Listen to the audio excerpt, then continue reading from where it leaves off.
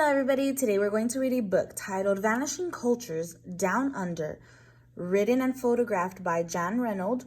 Just like yesterday, this is a photo essay, okay, a book with a lot of photographs. This particular book portrays a family of Aborigines on walkabout in Australia. The author and photographer traveled with the family for a short while and captured intimate photos of their everyday lives. Vanishing Cultures Down Under by Reynolds. Introduction. The Tiwi are Aborigines who live on a small island just off the coast of Australia.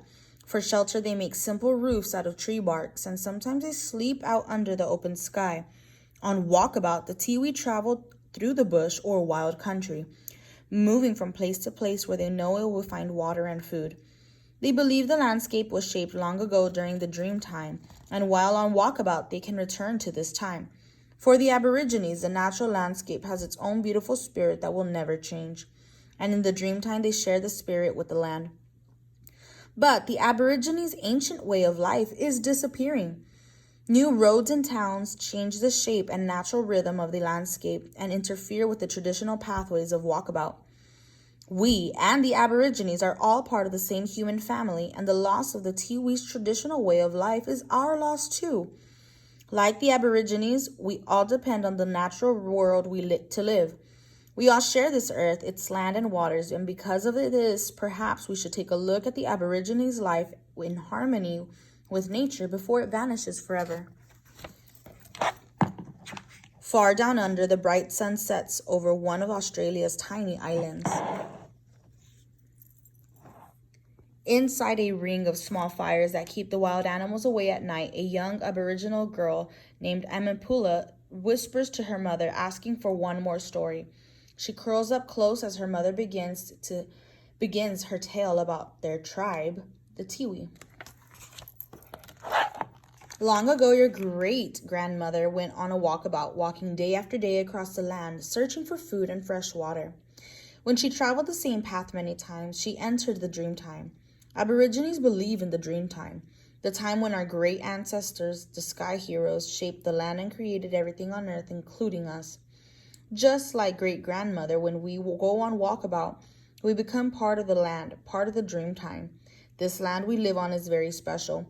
It belongs to no one person. It's here for all of us. This is why your great-grandfather taught you to dance your own dreaming, the dance you were given when you were born. When you dance, you also become part of this land.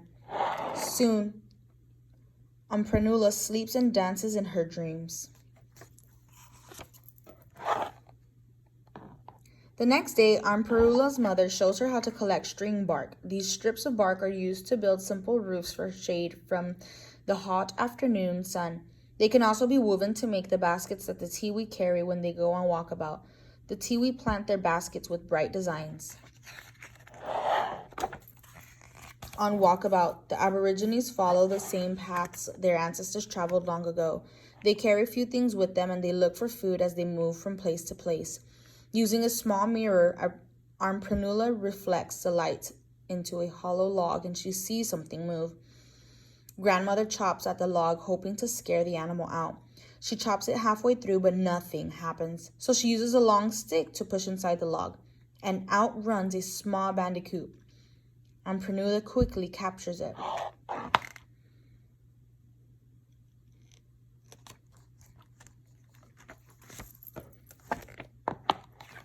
Inside another log, Tilpumuri, grandmother's adopted son, has found a large carpet snake. The snake cannot be scared out like the bandicoot, so they chop a hole into the log to pull the snake through.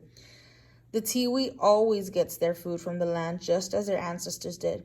Tipalimpuri helps grandmother look for other things to eat as they continue on their journey.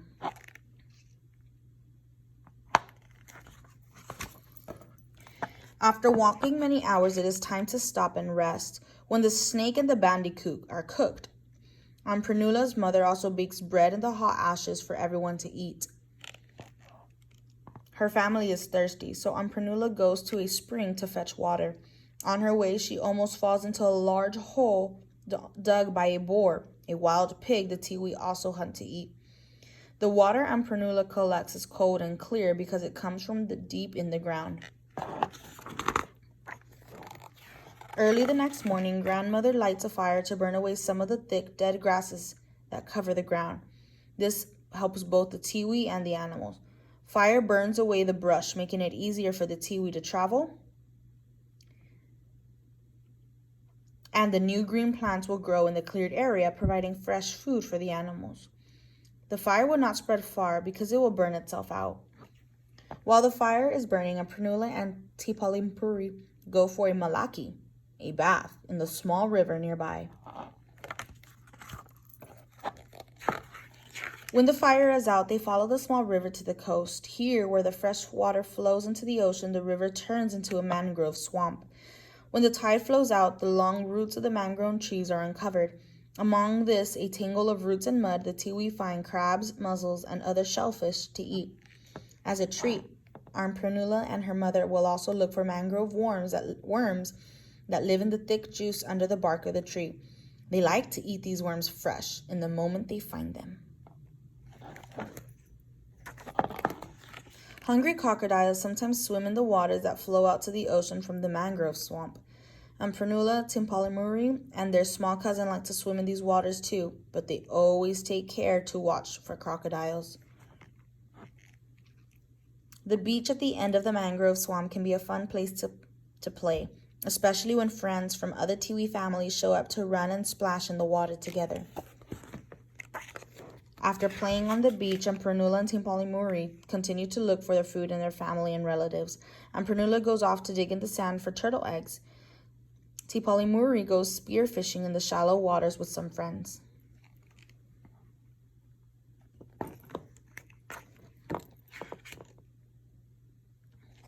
Family and relatives are very important to the Aborigines. The Tiwi even cut and carve beautiful poles from trees to honor relatives who have died. These spirit poles are painted with natural dyes that were baked in a fire before being used.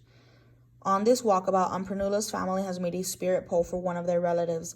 Some family members paint their faces and bodies for the ceremony that follows the placing of the pole in the ground. When the ceremony begins, a fire is built. The family members walk around and through the smoke to send their relative spirits on its way to the spirit world. Then they dance in their dreamings around the spirit pole to honor the relatives they have lost.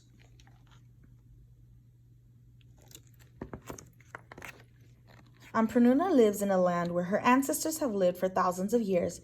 When she goes on the walkabout or dances, her dreaming, she becomes part of the dream time, part of the land. She is proud to be an Aborigine living with her family in the bush.